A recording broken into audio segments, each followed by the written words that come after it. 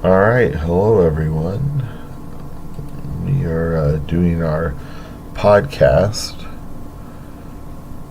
for our teaching models, and today we're going to be discussing things as far as formative and summative technology, summative assessments, and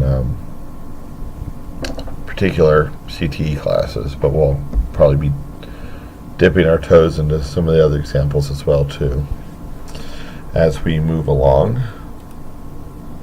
So thank you all for joining me today.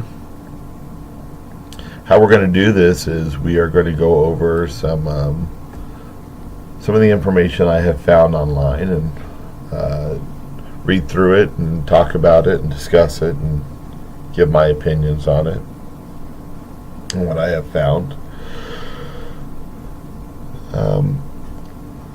Mainly what we're going to be doing also is a kind of just talking about the, like I said, how to do the assessments and measure the learning and the instructional objectives in the CTE classroom.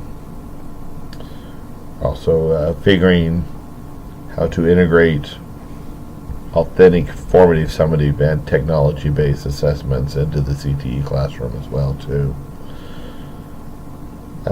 And just come up with some examples. We got some examples we're going to be discussing on authentic, formative assessments, summative assessments, and technology-based assessments as well too. So it should be interesting for teachers and fairly dry and boring for anyone else that is not teaching. Now, one of the first things that we're going to be talking about comes out of the University of Bristol.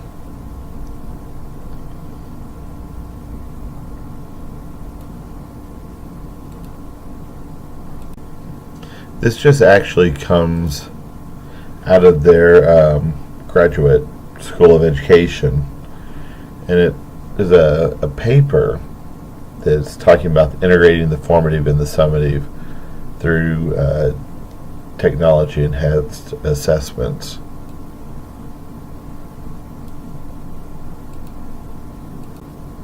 Now, there's a few different things here at the University of Bristol.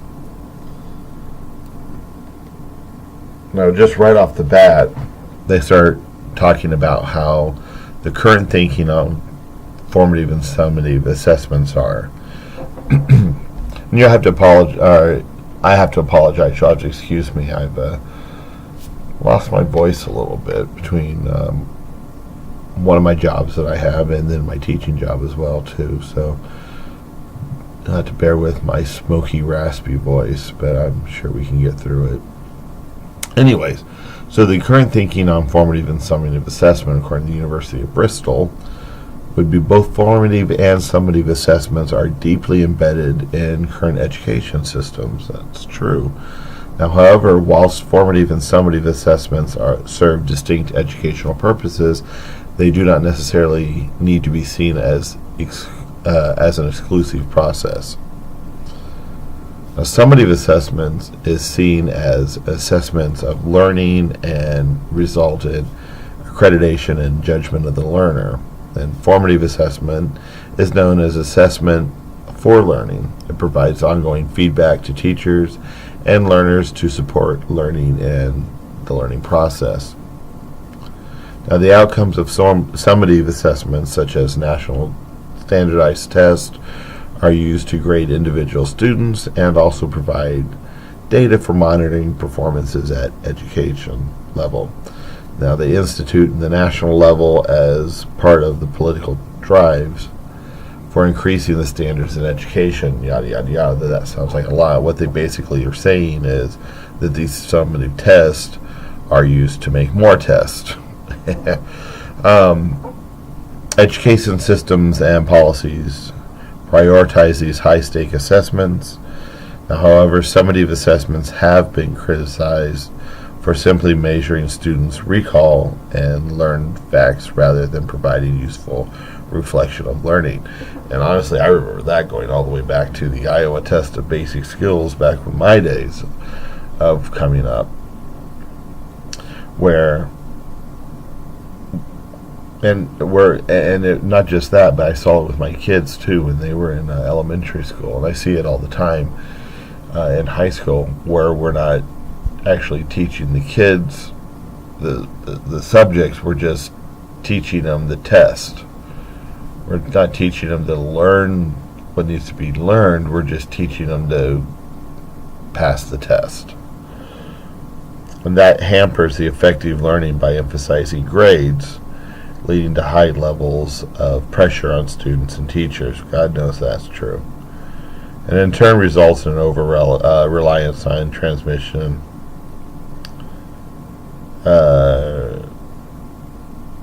basically, like I just said, teaching to the test. That's it. Now, formative assessments are more in line to current theories of learning.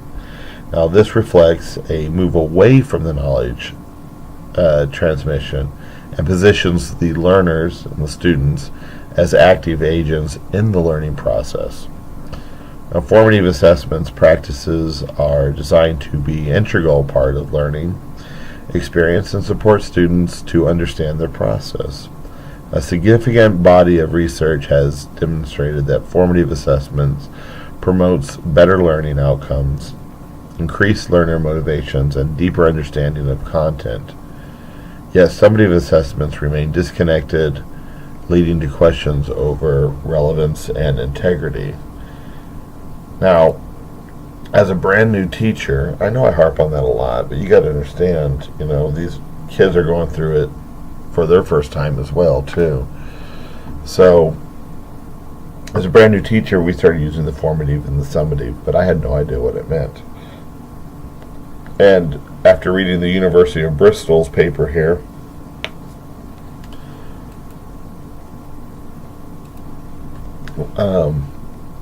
that gave me a definition of what formative and summative was, but that's not the way that we used it in our school. Now, I'm going to go over this a little bit later on, because we get a better definition of how we will actually use it on a local level. But this is a much higher, a much more broad brush right here with the difference between summative and formative.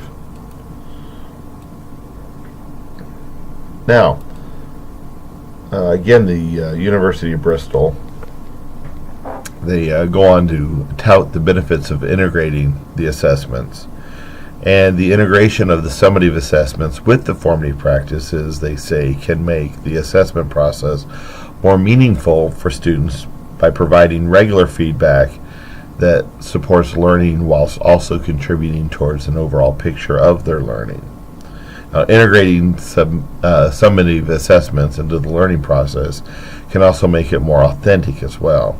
There is now the potential to track and trace individual process, aggregate data, and provide immediate feedback and create new multimedia platforms for feedback and review. Innovative initiatives are the beginning to demonstrate the potential of technology-enhanced assessments for integrating formative and multi-level summative assignments. And that's kind of what we're going to be really getting into with this paper here in a moment, is talking about technologically enhanced assessments. The integration of assessment facilities the integration of assessments facilitates the accumulation of evidence which can be used for both formative and summative purposes over time, reducing teaching to the test, which big pet peeve of mine. I really don't like that. Really don't like how we're pushed to do it. Thankfully, I am I'm an elective teacher, teaching theater and technical theater. So I can only imagine how much hair I'd be pulling out if I were one of the core class teachers, be just completely, constantly forced to teach to the test. However, Integrated assessments, according to the University of Bristol, practices can also help learners to understand connections between learning and assessment, which is important. The learning, the formative, the learning, and then the summative, the more formal assessments. Developing students developing students as active involvement as successors of their own learning supports them in lifelong learning beyond the formal education.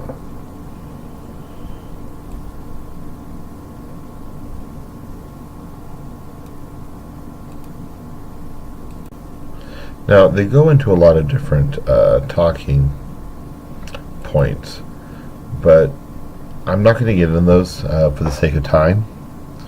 However, one thing I do think is interesting is how they talked about the risk and challenges of a more integrated approach. They were saying that innovation in assessment can be perceived as risky, quote unquote, by both policymakers and practitioners, and barriers at policy level to the integration of assessments include trust in the objective of formal testing, a belief in the school league tables, and the market model of education. Now, those translate at the school level into concerns over validity and reliability of the new methods, the lack of teacher development, and teachers' uncertainties around their roles as successors. By integrating all these in together, the availability of professional development for teachers is therefore critical to the success. The use of technology to support the integration of formative and summative assessments is an emerging field, and most research has focused on higher education. Now, technology alone cannot transform assessment practices, and the role of the teacher remains a central importance in all education innovations. This particularly is important in harnessing technology to make assessment more relevant and relevant to the learner's achievements and progress. Digital tools should be designed to support integrated assessment practices and are relevant and appropriate to the context and to the learners and the changing world in which we all live in. Now, one of the technological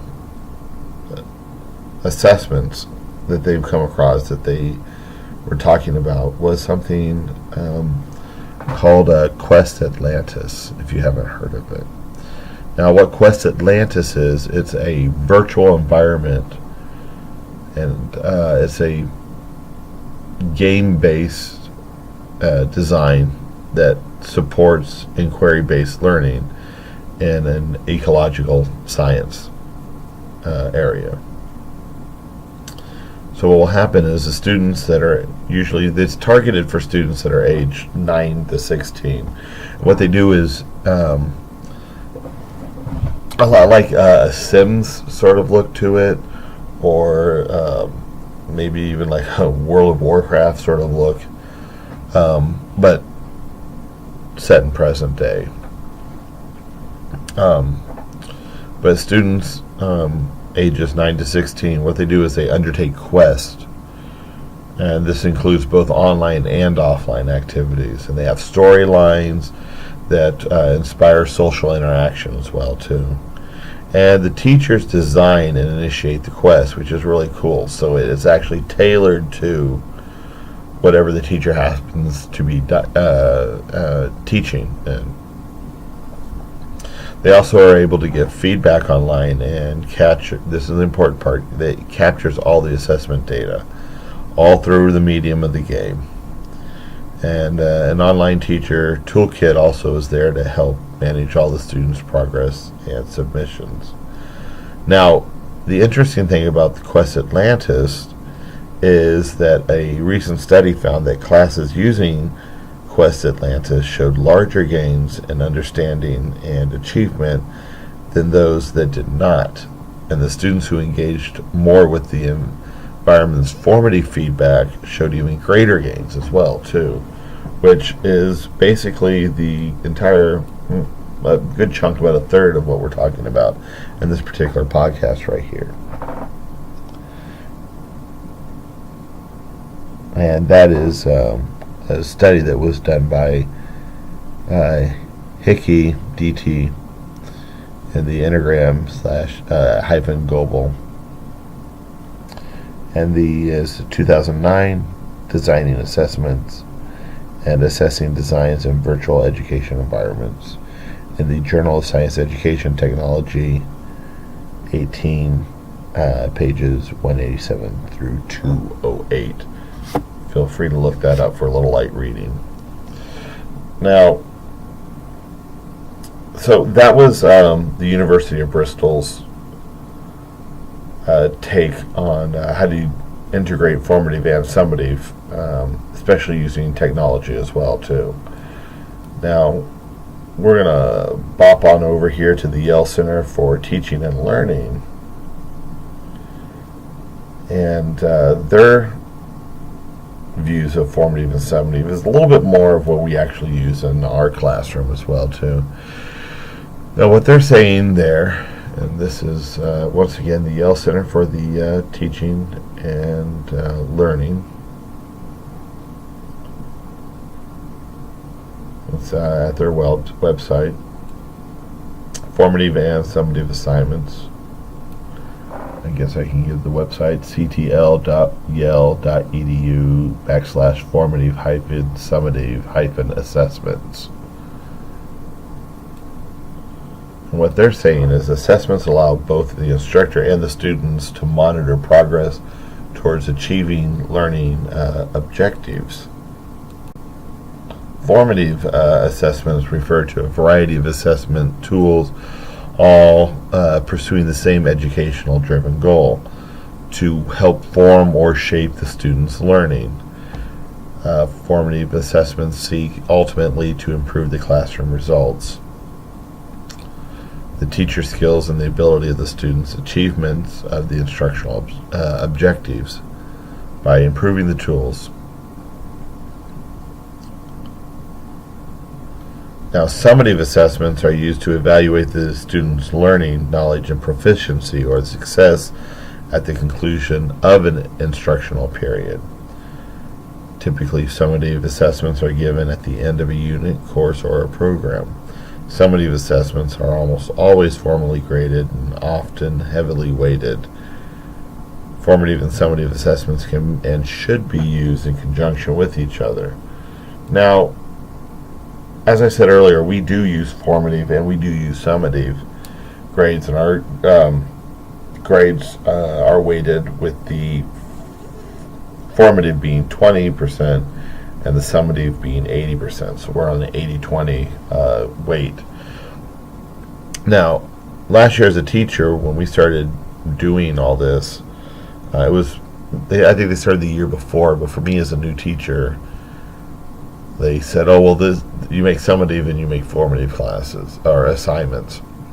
And I'm like, well, what is the difference? And they're like, oh, well, it's just formative versus summative. And they just, formative is not quite as important, and summative is more important in bigger projects.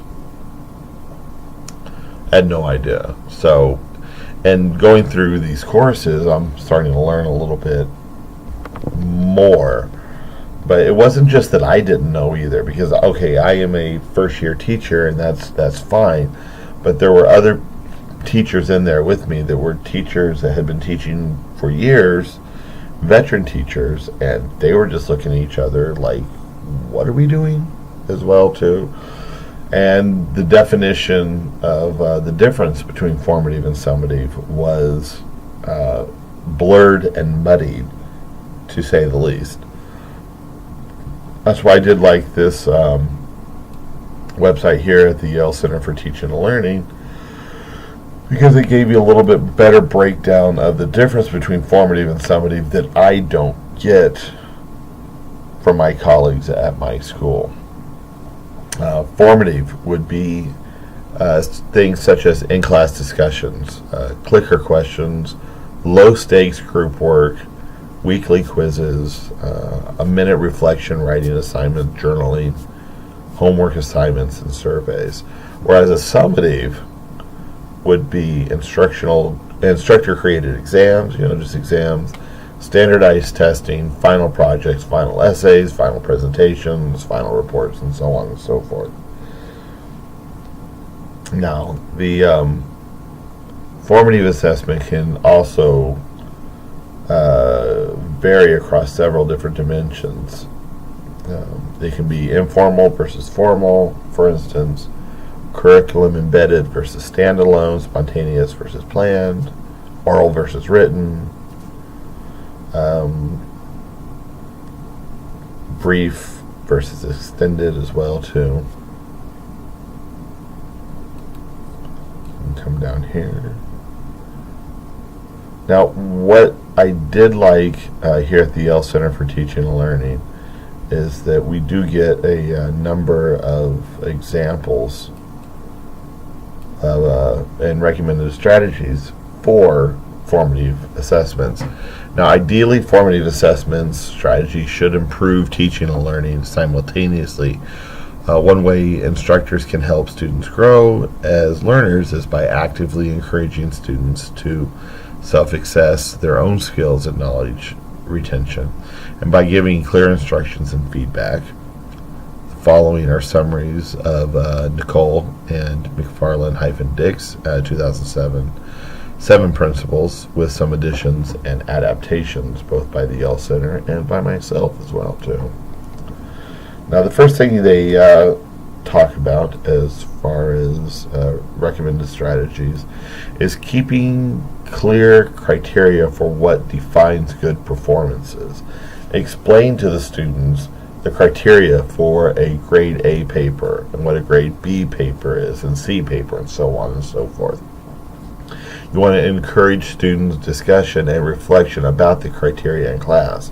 So they're talking back and forth so they actually have a better understanding of what is expected of them through those discussions. And have students assess each other's drafts or practices using those assessments and that within that criteria, which is actually something we do in the theater class.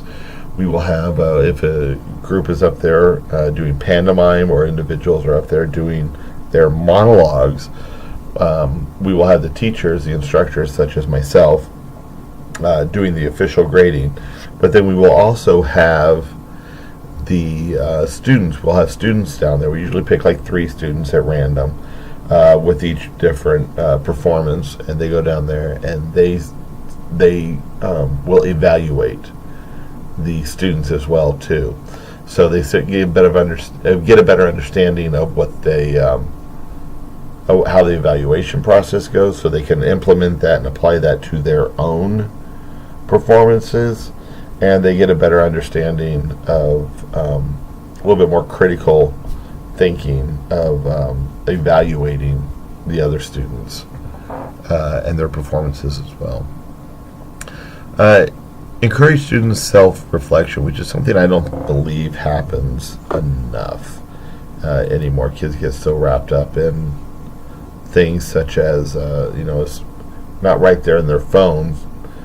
They're not being spoon-fed it through their phone or social media or computer or whatever. It's becoming more increasingly difficult for them to disconnect and actually go into themselves with their own reflections and form their own opinions without having it influenced by, frankly, social media. But ask students what kind of feedback they would like and when they submit an assignment. Have students evaluate their own work in relation to criteria. What do they believe they should get? And ask students to select their best work so far and explain why they succeeded. And my addition to that would be, and then maybe take something that they didn't do quite as well on, and why, compare and contrast on why they succeeded on this one, but they frankly fell short on this other one. And then that will help them take that knowledge of what they did wrong and apply it so they know what to do right next time. It's like Edison said, he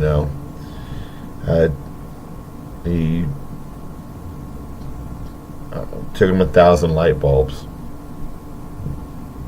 to find that one that finally worked. He did not fail 1,000 times at the light bulb. He just found 1,000 ways that it didn't work until he finally found the right one.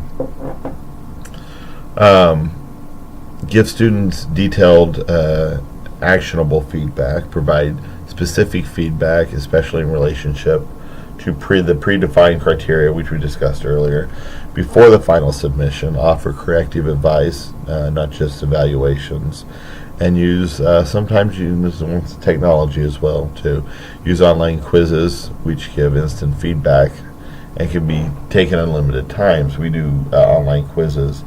We also use the Kazoo app as well too, which is another way to integrate the technology with the formative and the summatives.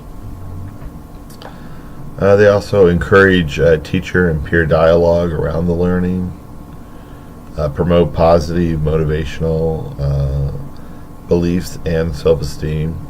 They talk about allowing for rewrites, so that you can and resubmission to convince students of the learning value associated with doing assignments well, and to instill the belief that they can improve and will improve if they keep at their work. Provide opportunities to close the gap between current and desired performances, which would be just again increasing opportunities for submission. Give specific action points along with normal feedback. Feedback is very important. The kids, they want to know, they come into class and they want to know what they're learning, and they want to know how they did on learning it. That can only be done through feedback. Collect information which can be used to help shaping the teaching experience as well too, such as having the students identify where they're having difficulties when they hand in the assessed work. So now the summative assessments, since summative assessments are usually higher stakes than formative assessments, it is especially important to ensure the assessment aligns with the goals and expected outcomes of the instructions. Now what they have said here is they suggest using the use of a table of specifications or a rubric that will assist in the design of an effective assignment. And